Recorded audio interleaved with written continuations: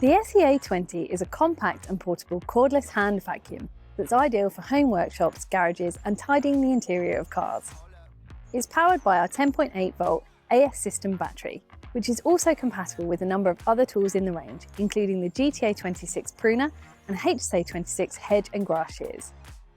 The SEA20 is ideal to quickly clean small, dry areas efficiently and has plenty of useful features to make it user-friendly.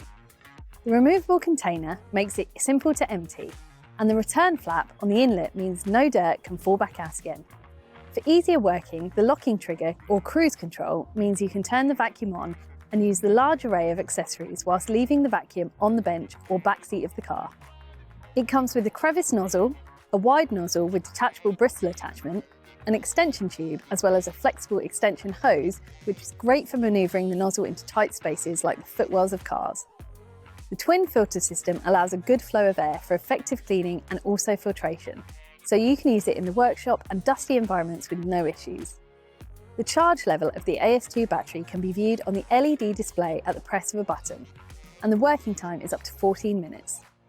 The SEA20 is available as a tool only if you already have the AS2 battery, or as a set with an AS2 battery and AL1 charger in a handy carry case.